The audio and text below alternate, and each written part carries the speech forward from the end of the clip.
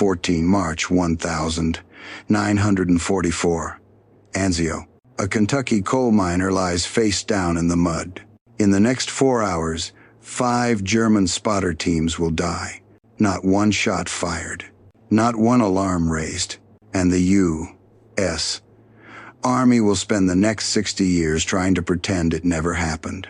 The beachhead in early 1944 held roughly 36,000 Allied troops pinned against a narrow coastline, German artillery watching from the heights of the Alban Hills. Spotters worked in pairs or trios tucked into ruins, tree lines, and broken farmhouses. Their reports moved so quickly through well-practiced channels that batteries could answer with shells in under 90 seconds. That speed reshaped the terrain into an industrial abyss where routine tasks, fetching water, delivering rations, repositioning squads, invited sudden destruction. The breakout timetable sagged under the rising casualty lists. Tommy Reeves had come from Harlan County, eastern Kentucky, where mountains closed in tight and coal seams paid the bills. As a teenager running messages underground, he'd moved through black tunnels without a lamp, navigating by sound, airflow, and the faintest scent of dust.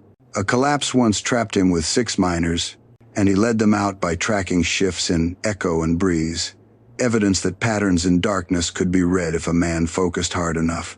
In 1942 he enlisted, trained at Fort Benning, and immediately stood apart in night exercises. Instructors noticed he treated darkness like familiar terrain. He became a scout relied upon for patience, silence, and the ability to read the ground's smallest clues. But none of that prepared him for Italy, where doctrine collided with the blunt reality of a battlefield ruled by observers rather than infantry maneuver. Soon after arrival with the 3rd Infantry Division, he watched a platoon from Baker Company vanish under spotter-directed fire, men he had crossed the Atlantic with. Days later, he glimpsed German observers in a distant farmhouse calmly adjusting strikes that forced his own company to stay pinned for hours. When he first asked permission to hunt these spotters, his lieutenant refused, insisting on standard sniper employment. A sniper sent to hit a church tower team triggered a rapid counter-barrage that ended in his death, proving to Tommy that conventional answers were mismatched against layered observation teams. Tommy asked again. Command refused again. Hill 73 cost another squad, including a staff sergeant who once shared a foxhole in Orchard Dream stories with him. Grief dissolved into calculation. Tommy kept a ledger in his mind. On one side, the friends he would never see again. On the other, the observation posts still operating untouched. By the time the last stretcher team carried the wounded from Hill 73, Tommy had stopped waiting for doctrine to catch up. He studied a map of German posts and recognized a gap that only someone willing to slip outside the rules could exploit.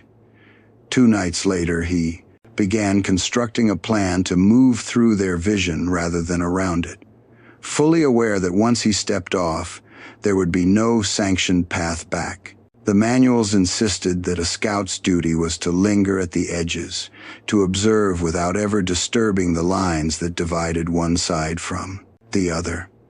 But Tommy Reeves had begun sketching something that broke every expectation. He imagined slipping inside the enemy's perimeter and spending hours in those quiet instants when a man's attention drifted between one task and the next.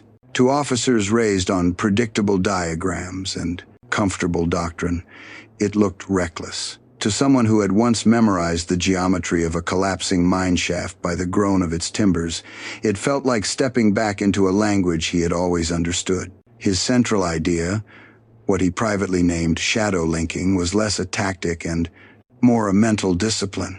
It required reading enemy attention the way a miner listens to shifting rock, tracing the rhythm of binocular sweeps, understanding when partners traded tasks, marking the seconds in which focus collapsed inward.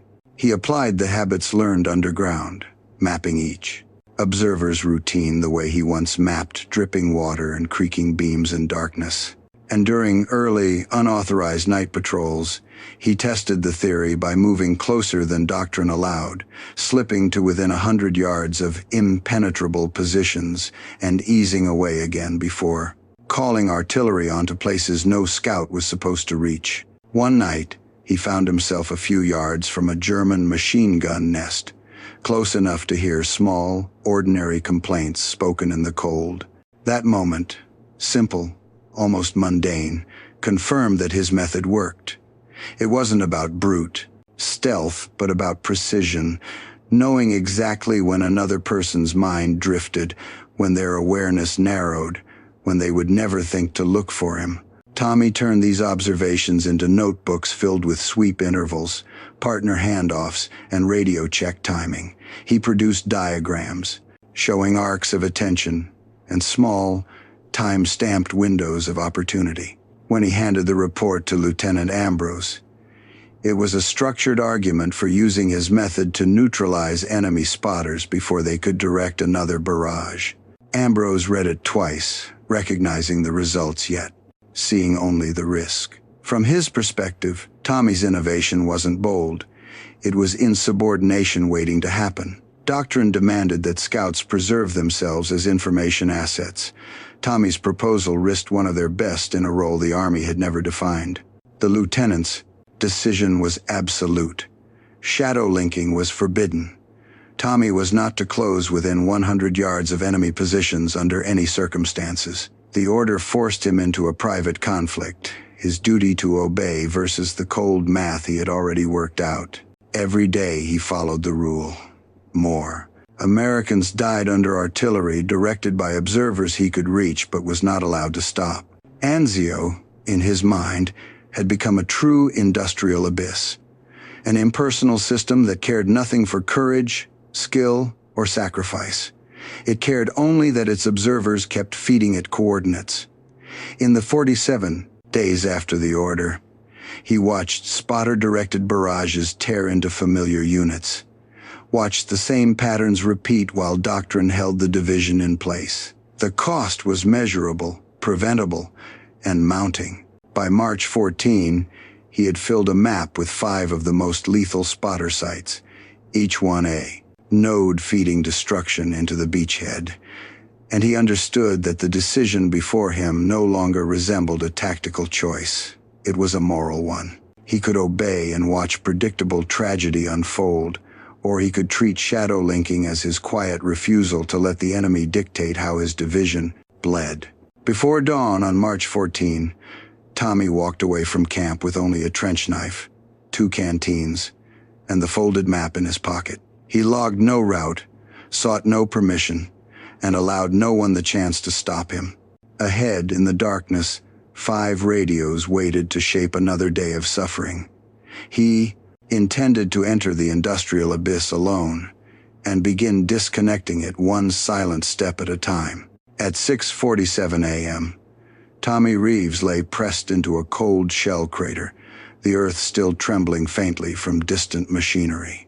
200 yards ahead, the collapsed barn sat half-buried in morning haze, its interior alive with the muted clatter of equipment being readied for another day of calling destruction onto the beachhead. Behind him, American batteries waited for the familiar sting of shells directed by unseen eyes. Yet the real battlefield, as Tommy understood it now, was not the ground, but the clock. Those repeating intervals and rotations that convinced the Germans their system was unbreakable. Tommy planned to dismantle that illusion, not by force, but by slipping into the pauses they assumed no one could read. He had studied the first position for a week, memorizing its 14-minute cycle, and the brief inward focus created when both observers shifted attention from binoculars to radio. That tiny lapse was enough for him to creep through a drainage ditch whose foul runoff masked his presence more effectively than any camouflage. Each scrape of a logbook, each crackle of static became a signal, guiding him step by careful step. By 7:53, he was 20 feet from the barn. By 8:07, the men inside were absorbed in a new transmission, unaware that the window they relied on had become the one he intended to exploit. Minutes later, the cellar beneath the barn held only silence, its equipment rendered useless and its routines permanently disrupted. Logistics as a weapon expressed in the smallest, quietest form. The olive grove to the east was next, its watchers more numerous and better equipped, yet governed by the same predictable rotation.